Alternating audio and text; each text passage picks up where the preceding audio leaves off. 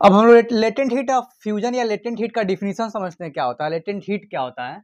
आइए डिफिनीशन इसका देखते हैं। Definition of latent heat,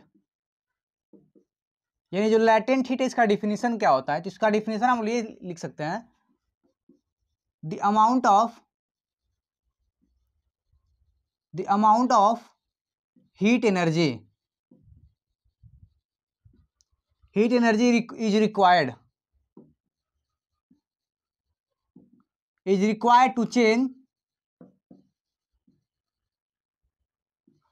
1 kg of solid into liquid state। यानी अगर लेटेंट हीट का हम लोग डिफिनीशन समझेंगे तो the amount of heat energy that is required to change 1 kg of, यानी 1 kg ऑफ सॉलिड को कन्वर्ट करने में लिक्विड में जो हीट एनर्जी लगती है उसको क्या बोलते हैं हम लोग, लेटेंट हीट बोलते हैं। एट इट्स मेल्टिंग पॉइंट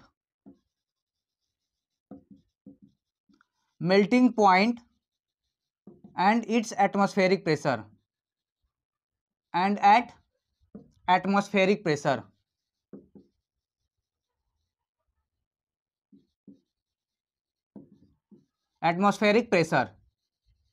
यानी जो हीट एनर्जी है वो 1 kg और सॉलिड को अगर कन्वर्ट कर देती है लिक्विड में उसके मेल्टिंग पॉइंट पे और एटमॉस्फेरिक प्रेशर पे, तो उसको हम लोग बोलते हैं लेटेंट हीट। थोड़ा इसको यहाँ पे समझिए, मान के चलिए यहाँ पे हम लोग क्या लिए हुए हैं, कोई सॉलिड लिए, जैसे मान लीजिए यहाँ पे आइस लिए हुए हैं, इस ट्यूब के अंदर आइस है और यहाँ पे क्या लग रहा है, इसके ऊपर एटमॉस्फेरिक प्रेशर लग रहा है,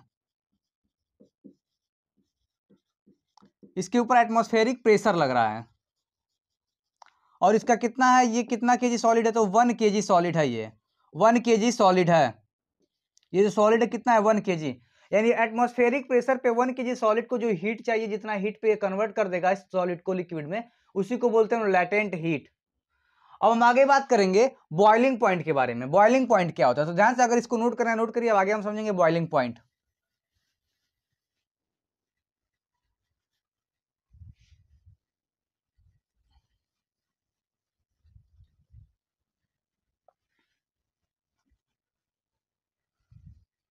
आइए अब समझते हैं बॉइलिंग पॉइंट क्या होता है। Boiling point, boiling point the temperature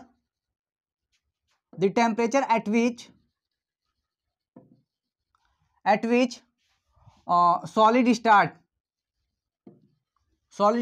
boiling, solid नहीं लिक्विड यहाँ पे होगा, the temperature at which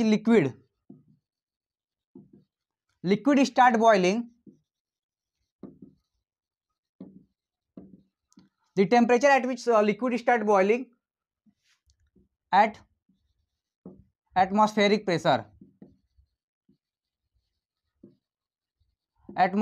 pressure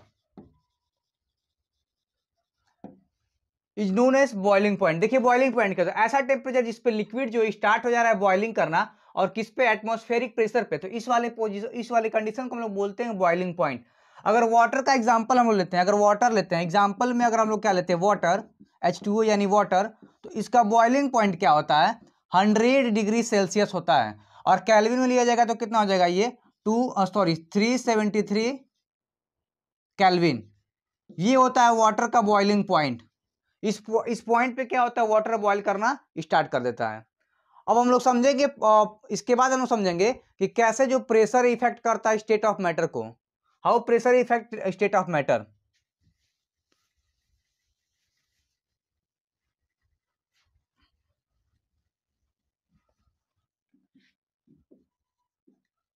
how pressure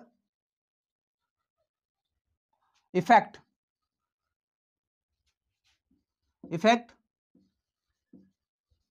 state of matter, यानी जो मैटर है उसके स्टेट पे कैसे प्रेशर इफेक्ट करता है, क्या प्रेशर से भी मैटर जो है उसका अपना स्टेट चेंज कर सकता है। तो आइए समझते हैं।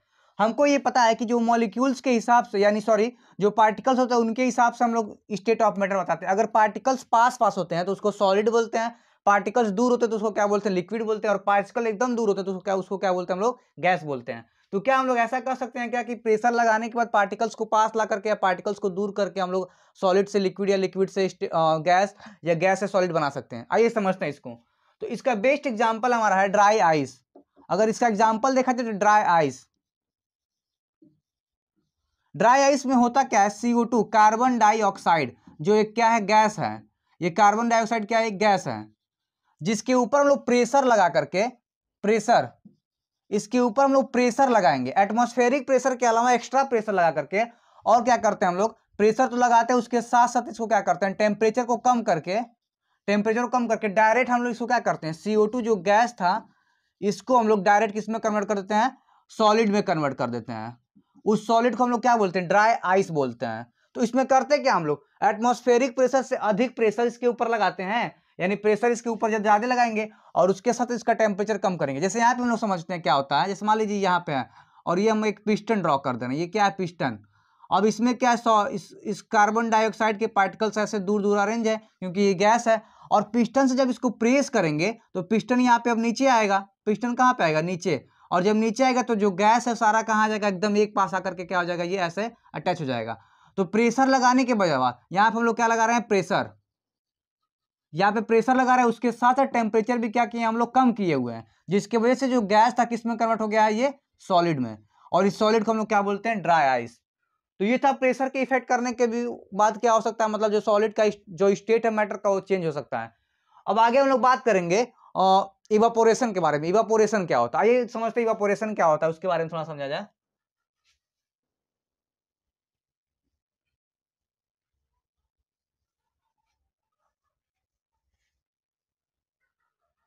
देखिए इवापोरेशन क्या होता है,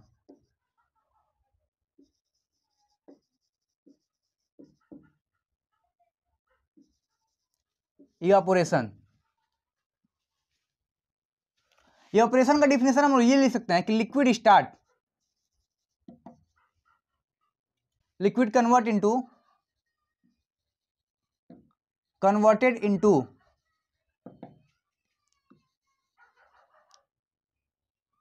gaseous state, gaseous state eight atmospheric pressure, atmospheric pressure and below the boiling point.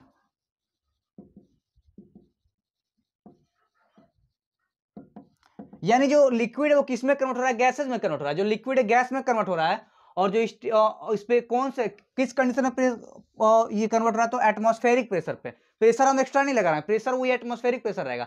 लेकिन यहाँ पे ध्यान देने वाली बात ये कि बॉइलिंग पॉइंट से बिलो, जो बॉइलिंग पॉइंट होता है वाटर का या जो भी लिक्विड का, उससे क्या होगा, ये कम पे अगर इवापोरेट हो रहा है यानी गैस में कन्वर्ट हो रहा है, उसको बोलते हैं हम लोग इवापोरेशन। सपोज करिए यहाँ पे वाटर का एग्जाम्पल हम लोग लिए थे, एग्जाम्पल हम लोग क्या लेते हैं, वाटर। तो वाटर कितने डिग्री पे कन्वर्ट होता है यार, ये 100 डिग्री सेल्सियस पे क्या होता है, ये कन्वर्ट होता है। 100 डिग्री सेल्सियस या 373 केल्विन पे क्या होता है, ये इवापोरेट होता है, मतलब ये बॉयल होता है। तो ये इतने डिग्री से हमको कम टेम्परेचर चाहिए, यानी 100 डिग्री से अगर एग्जांपल लिया जाए तो 100 डिग्री सेल्सियस से अगर कम टेम्परेचर है और उस पर क्या हो रहा है, जो वाटर है इवापोरेट हो जा रहा है यानी गैस के फॉर्म में कन्वर्ट हो रहा है, तो उसको हम लोग बोलते हैं इवापोरेशन। इवापोरेशन देखिए क्या होता है, हमेशा जो बॉइलिंग पॉइंट है उससे कम डिग्री सेल्सियस पे लेंगे तो उसी को क्या बोलेंगे हम लोग, इवापोरेशन बोलेंगे, और एटमॉस्फेरिक प्रेशर पे। अब देखिए कुछ कौन कौन से फैक्टर है जो इवापोरेशन को इफेक्ट करते हैं, ये समझते हैं। और सबसे पहले ये समझते हैं इवापोरेशन होता क्या है।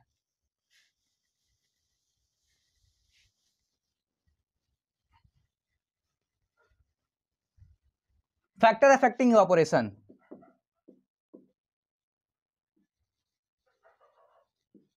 फैक्टर अफेक्टिंग इवापोरेशन, यानी इवापोरेशन को कौन कौन से फैक्टर है जो इफेक्ट कर रहे हैं। तो इसको समझने से पहले हम पहले ये समझेंगे कि इवापोरेशन होता क्या है। अगर सपोज करिए कि यहाँ पे हम लोग कोई क्या लिए हैं, कोई कंटेनर लिए हैं, इसके अंदर हम लोग क्या किए हैं, वाटर को फिल किए हुए हैं। यहाँ पे हमारा क्या ये वाटर फिल है, और सपोज करिए यहाँ पे हम लोग एक सन बना दे रहे हैं, सन की लाइट ऐसे आ रही है। तो सन की लाइट आ रही है तो ये होता क्या है, इसके सरफेस पे क्या करेगा, मान के चलिए ये क्या इसका है, सरफेस है, ये वाला जो लेयर है क्या हम बना कर दे रहे हैं, ये सरफेस है, ये सरफेस है।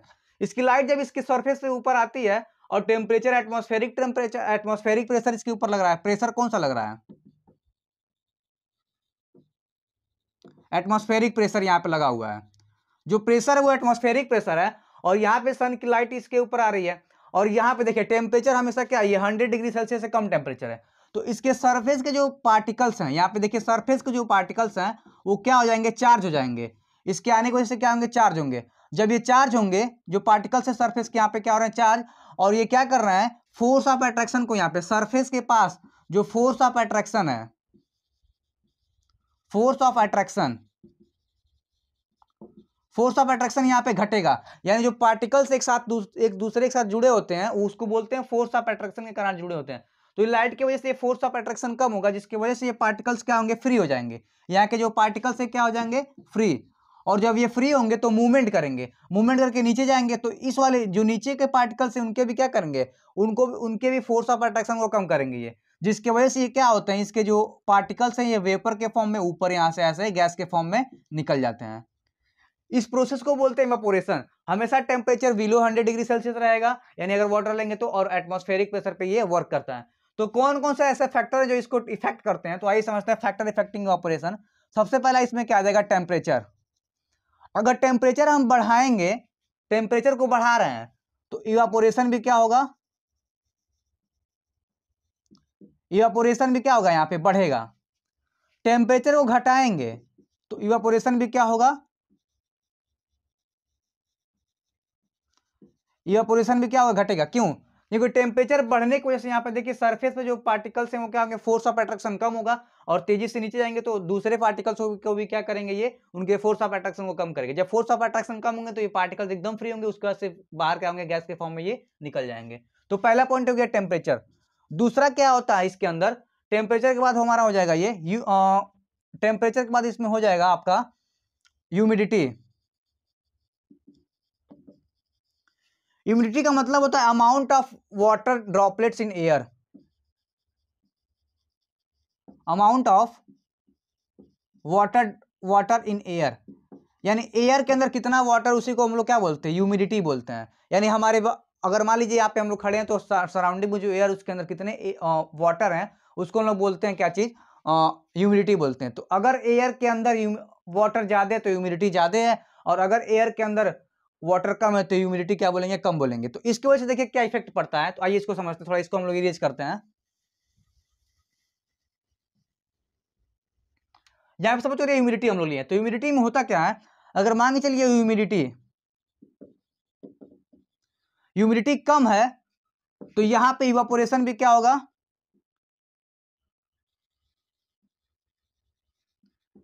इवापोरेशन क्या होगा, ज्यादा होगा। समझिए इसका मतलब क्या है, जैसे मान चलिए यहाँ पे हम लोग यहाँ पे वाटर लिए हुए हैं, और सराउंडिंग में क्या ये हमारा है पूरा, ये एयर है, ये सराउंडिंग में क्या एयर। अगर एयर के अंदर पानी कम होगा, H2O क्या होगा, कम, यानी एयर के अंदर वाटर कम होगा, तो इस वाटर को कम करने के लिए कौन जाएगा अंदर, अंदर से पानी बाहर जाएगा, यानी यहाँ पे क्या होगा, पानी बाहर जा रहा है, तो इस पे क्या होगा, इवापोरेशन का रेट बढ़ेगा। और अगर एयर में वाटर ज्यादा है, यानी ह्यूमिडिटी का अगर मतलब क्या है यहाँ पे,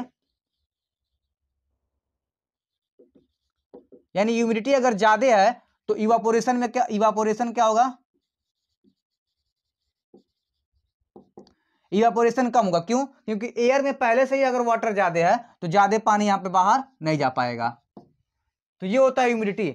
और तीसरा फैक्टर क्या होता है इसमें, सरफेस एरिया। जो तीसरा इसमें क्या है, सरफेस एरिया।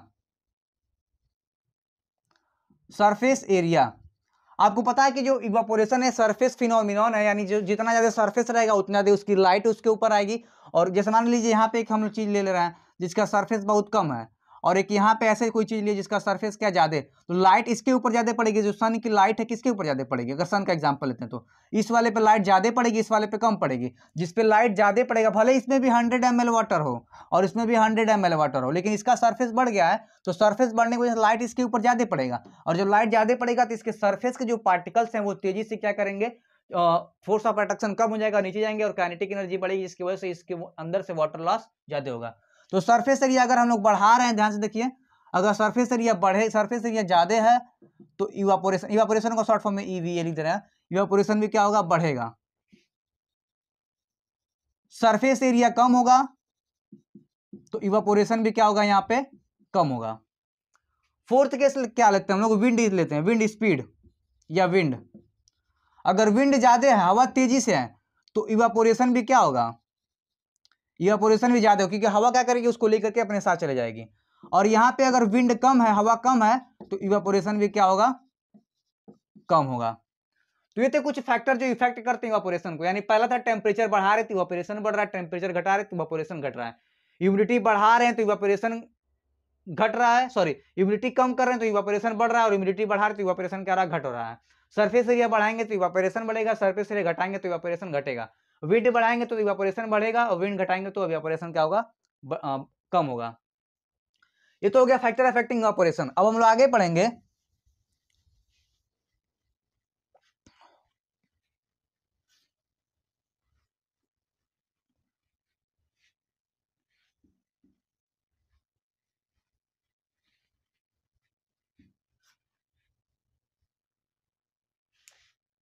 आगे हम लोग पढ़ेंगे inter conversion of state of matter.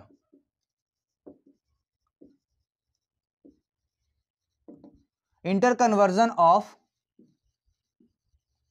State of matter, यानी जो स्टेट ऑफ मैटर उससे कैसे इंटर कन्वर्ट होते हैं ये। तो पहला क्या होता है, देखिए यहां पे सॉलिड से हम लोग क्या कर रहे हैं, लिक्विड कर रहे हैं।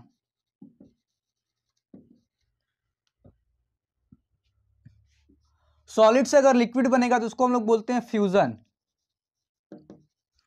पहला केस। दूसरा क्या होता है, अगर लिक्विड से हम लोग क्या बना रहे हैं, सॉलिड बना रहे हैं, तो इसको बोलते हैं सॉलिडिफिकेशन। सॉलिडिफिकेशन। तीसरा केस, लिक्विड से अगर हम लोग क्या बना रहे हैं, लिक्विड से अगर हम लोग गैस बना रहे हैं तो इसको बोलते हैं वेपराइजेशन।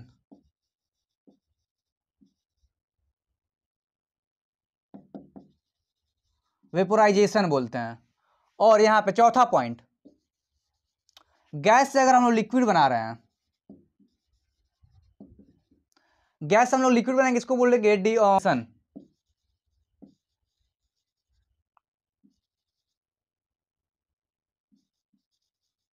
कंडेंसेशन।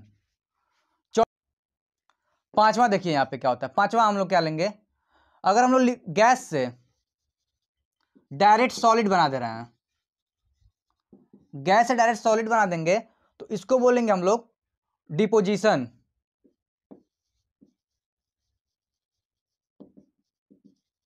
इसको बोलेंगे डिपोजिशन। और छठवां हम लोग नोट करते हैं यहां पे, सॉलिड से डायरेक्ट गैस बनाएंगे तो इसको बोलते हैं सब्लिमेशन।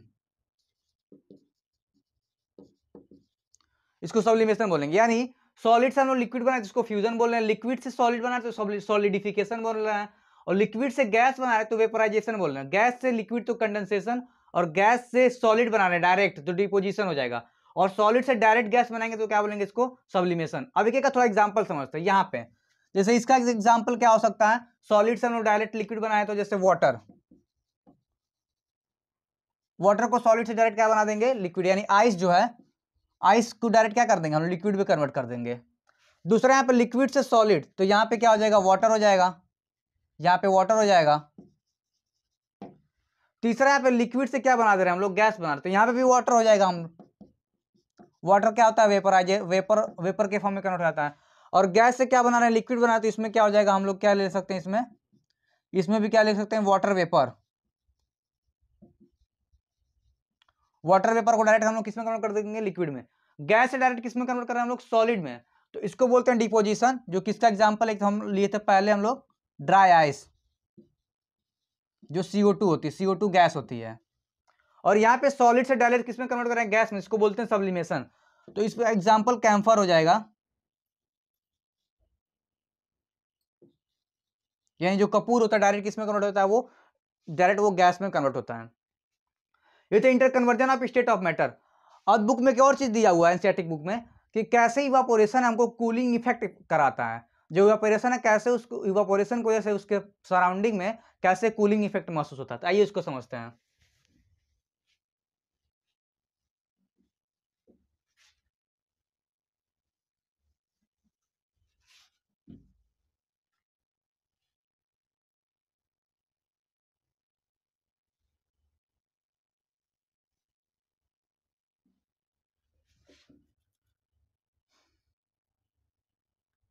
यहाँ पे हम लोग ऐसे नोट कर सकते हैं, how evaporation causes cooling effect या कॉजेज कूलिंग इफेक्ट। जो इवेपोरेशन है कैसे कॉज करता है कूलिंग इफेक्ट, इसके बारे में समझते हैं। तो ध्यान देखिए, यहां पे अगर सरफेस हम लोग ले रहे हैं कोई, तो ये हमारा उसका क्या हो गया, ये साइड में क्या हो गया, इसका सरफेस हो गया। ये साइड में क्या है, सरफेस है।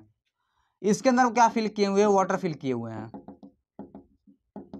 लाइट ऐसे यहां पे आ रही है, आएगी लाइट तो क्या करेगी, इसके सरफेस के पार्टिकल्स को क्या कर देगी, एक्टिवेट करेगी। पार्टिकल्स क्या हो जाएंगे, फ्री हो जाएंगे। जो पार्टिकल्स फ्री होंगे तो काइनेटिक एनर्जी क्या करेंगे, नीचे जाकर के काइनेटिक एनर्जी सबका बढ़ाएंगे। जब काइनेटिक एनर्जी बढ़ेगा तो ये वेपर के फॉर्म में क्या हो जाएंगे, ये बाहर जाएंगे, यानी हीट एनर्जी को एब्जॉर्ब कर लिए और उसको बाहर लेकर जा रहे हैं। तो इससे होता क्या, इनके अंदर का हीट लॉस होगा। जब हीट लॉस होगा तो ये सराउंडिंग के सरफेस से अपना हीट क्या करेंगे, ये एब्जॉर्ब करेंगे। हीट को सराउंडिंग से क्या करेंगे, ये एब्जॉर्ब करेंगे। यहां से क्या कर रहे हैं, वो हीट को एब्जॉर्ब कर रहे हैं सराउंडिंग से। अपने सराउंडिंग से जब हीट एब्जॉर्ब करेंगे तो सराउंडिंग जो सरफेस है वहां पे हीट कम है, तो इसके बाद यहाँ पे कैसा ये कंडीशन हो जाएगा, कूलिंग इफेक्ट यहाँ पे होने लगेगा, कूलिंग इफेक्ट। यानी सरफेस पे कैसा हो जा रहा है, ठंडा, क्योंकि इसकी जो हीट थी इसके वाटर के जो पार्टिकल्स हैं वो क्या कर लिए हैं, एब्जॉर्ब कर लिए हैं इवापोरेशन के टाइम पे। तो इसलिए सरफेस पे क्या होता है, हमको ठंडा महसूस होता है। गर्मियों के टाइम पे कॉटन क्लोथ दिया पहनते हैं लोग, क्यों पहनते हैं, क्योंकि कॉटन जो होता है स्वेट को यानी पसीने को क्या करता है, एब्जॉर्ब करता है। और जब पसीने को एब्जॉर्ब करेगा तो इवापोरेट होकर के पसीना कहाँ जाएगा, बाहर जाएगा। जब वो बाहर जाएगा तो इवापोरेशन की वजह से जो इवापोरेशन हो तो उसमें हीट का लॉस हो रहा है। तो हीट को एब्जॉर्ब करने के लिए जो जो क्लोथ होता है, यानी जो जो सराउंड जो स्वेट बाहर जा रहा है वो क्या करेगा, हमारे बॉडी के हीट को क्या करेगा, एब्जॉर्ब कर लेगा। जब बॉडी के हीट को एब्जॉर्ब करेगा तो हमारी बॉडी कैसी महसूस करती है, ठंडा महसूस करती है। तो इस तरह से इवापोरेशन कॉज करता है कूलिंग इफेक्ट। आइए थोड़ा हमारा कुछ कंसेप्ट समझते हैं हम लोग। अब देखिए 0 डिग्री सेल्सियस के बराबर क्या होता है, 273.15 केल्विन। 0 डिग्री सेल्सियस के बराबर, जिसको राउंड अप करके हम लोग 273 लेते हैं केल्विन। अगर केल्विन दिया हुआ है, केल्विन में कोई चीज दिया हुआ है और इसका सेल्सियस में कन्वर्ट करना है, तो अगर मान के चलिए केल्विन से किस में कन्वर्ट करना है, सेल्सियस में कन्वर्ट करना है, तो हम लोग क्या करेंगे, केल्विन सेल्सियस में, तो केल्विन -273 करेंगे तो जो आंसर आएगा वो आंसर हो जाएगा। अगर हमको सेल्सियस से केल्विन में कन्वर्ट करना है, सेल्सियस से केल्विन में कन्वर्ट करना है, तो उसमें हम लोग क्या करेंगे, सेल्सियस डिग्री सेल्सियस प्लस 273 कर देंगे, तो जो आंसर आएगा वो क्या हो जाएगा हमारा, वही आंसर होगा। ये था कुछ इवापोरेशन के बारे में और कुछ कॉन्सेप्ट थे, इसको थोड़ा नोट कर लीजिएगा।